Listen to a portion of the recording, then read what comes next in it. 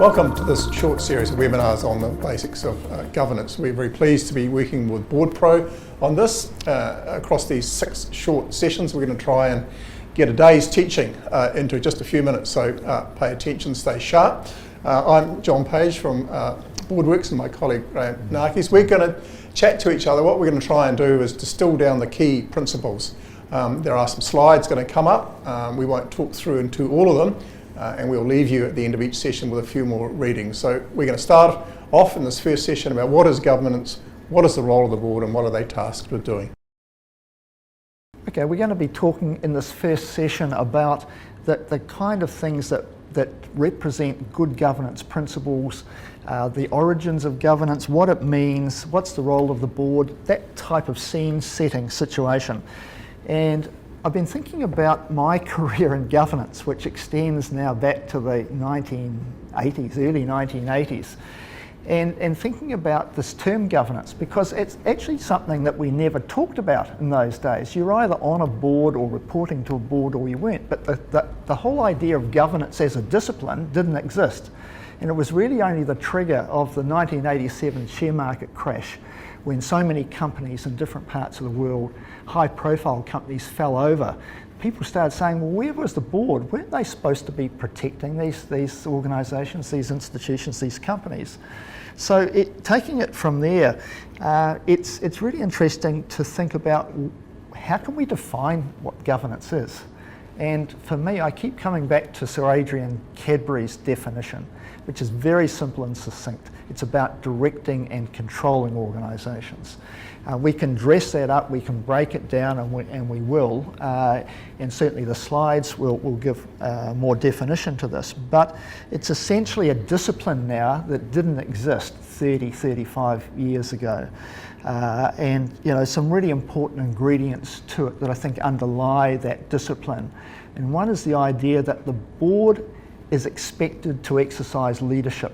It's not often used in a direct sense, but when we talk about what the work of the board is, it is about providing a particular form of leadership, what Robert Greenleaf described as external leadership, as opposed to the internal leadership of the executive team, the chief executive and the executive team.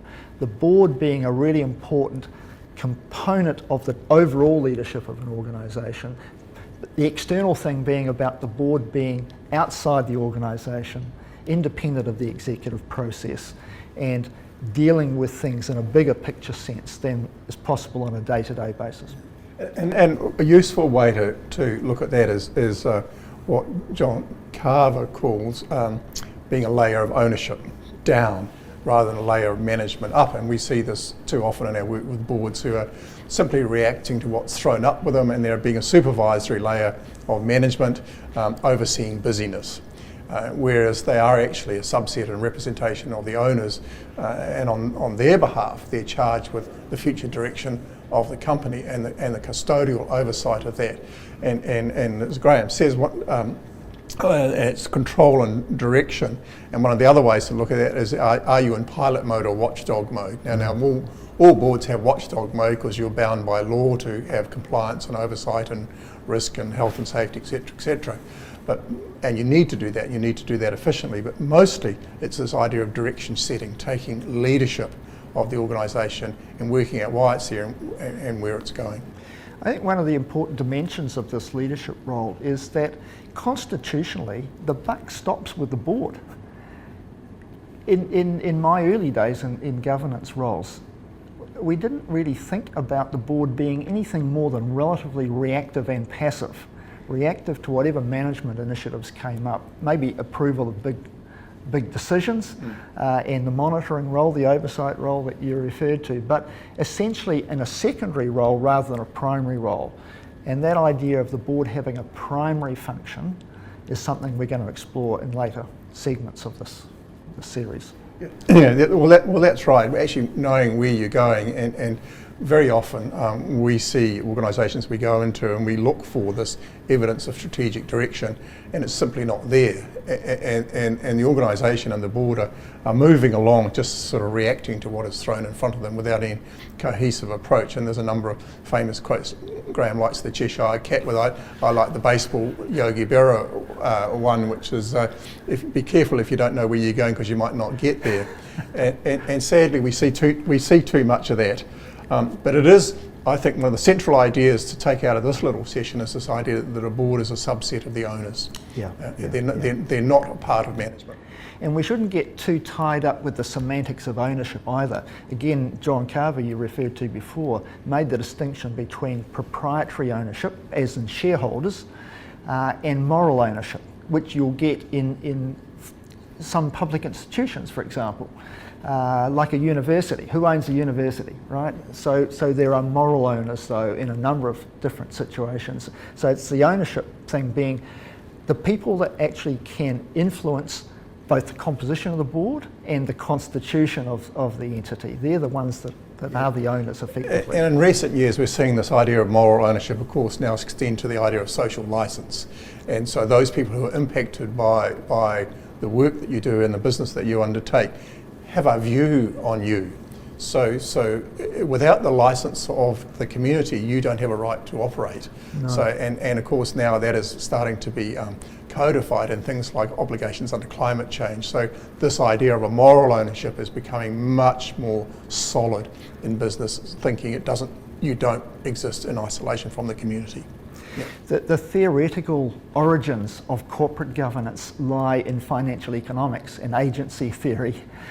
It's really interesting that in the last year or so, we're now hearing around the world, even in very commercial environments, the idea that it's no longer about the primacy of shareholders, and that boards of all kinds need to start having concern for a wider stakeholder environment, because the success of any organisation depends on more than just those owners that we've been talking about.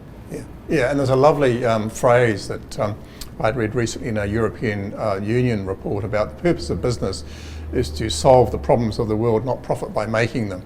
And I think that's a lovely phrase, and we should be very mindful of that. And of course, the non-profit environment operates solely in this space, but the accountability now is becoming very, very clear across the board. I think one of the things that we've discovered in what is quite an extensive period of time that we've been working in this space now is that the principles, the disciplines of governance are generic. They're not specific to a particular sector, either commercial, not-for-profit, governmental.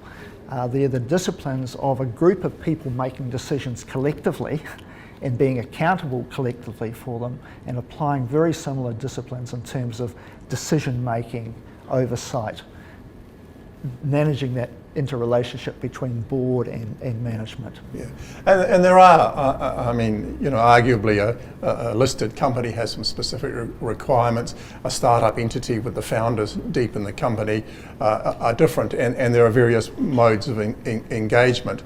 But the principles that we're talking about today really sit under all of these things. And I think there are the layer of ownership thing is important, and the other thing is that the board's job is creating the future, less about minding the shop. And that's always a good test for a board, to just make sure that the fingers are not in too much, that they're actually spending time on the things they can influence. That the idea of the board being responsible for long-term stewardship, even though there is changeover in the board's membership, the board is the permanent element of the leadership of the organisation. Chief executives and their staffs come and go, but the board as an institution exists for as long as the organisation does. And therefore, the board has got to make the first moves and be accountable for things like organisational purpose. There's something we're going to explore later in more depth, but it's a critical thing for the board to own, is why does this organisation exist? Well, that's right, and the sort of trustee theory and stewardship thing is very relevant. It's about, you know, respecting the work of what's gone before, building on today, and the children's approach. So the health of the organisation in the long term is the focus of the board. Okay, so in the latter part of this first section, we're just going to talk about some of the key ideas that fall out of the role of the board. And the first thing we've sort of mentioned is that the owners of an organisation, be they moral or legal, look for some outcomes from the work of the organisation. So the board's job is to translate those wishes into organisational outcomes. That's the first. The second is that the board has a job which is separate from management, and it needs to make that clear and understood. And that's recorded, and we'll talk a little bit later about how that's done. And we like also the idea of the board as leader of culture. Graham, fish rots from the head. I know you're very fond of Bob Garrett. Yeah, well, it's the idea that really if the board is not functioning effectively, all bets are off. Right? Yeah. Because the board sets the tone, the board sets the standard, the board sets or clarifies and defines purpose and the outcomes that the organisation must achieve. And that is separated into what we call ends and means. Ends is where you're going, and you need to, have an end of the journey, preferably specified, otherwise any road will do. And the means to get there are more or less the domain of management within reason, and we'll talk about how that's framed later. The board speaks with one voice. That's absolutely key, and right across the organisation, including the board, there is a culture of accountability. I think there's one other point to make, and that is that directors, board members, have fiduciary duties, and they cannot delegate those. They have to accept those, and when boards get into court defending themselves, it's about demonstrating that they've exercised those duties, like a duty of care, for example. So there's a couple of sort of concluding slides here, and one is taken from someone that we read a lot, Ram Charan, and it's the 4 modes for a board, and it falls out of what we've been talking about. So the areas of responsibility that the board has to take charge of, and that's direction setting, etc., etc. So there is monitoring, the things that we have oversight over. So is the boat going fast? Organisational performance, and how do we know? There is things they partner with the management on, and that's in the area of strategy and risk and developing people. And there's stuff they simply stay out of the way. So that's delegated, it's defined by policy, and it's fingers out country. I think in the last slide that we're sharing with you, there's just some key principles there that are worth reflecting on, and they summarise, I think, the discussion that we've been having in this first wee session. Just to conclude this first part of the webinar series, there's some core principles that we've been talking about and that will be reflected in one of the slides. This issue of the board translating ownership requirements into organisational outcomes is really a very important starting point. The idea that the roles of governance and management should be distinct and properly documented, and the board recognising its responsibility to take a lead in relation to a number of things. Clarity that flows from that is about the clarity of what the organisation should achieve, but also the delegation to the chief executive and their team as to what the performance expectations are there. The board also needs to be accountable for its own processes, and it needs to think through how is it going to get the job that it has to do, which is exclusive in some respects. How is that going to be conducted efficiently and effectively? And finally, the operations of an organisation are largely delegated by the board, because the board constitutionally has all the authority to begin with, but it's really important for that to be an explicit process and for the board to respect the delegations that it makes to the chief executive. And I think the last thing, and particularly in boards where people are volunteering their time, is respect the gift of time.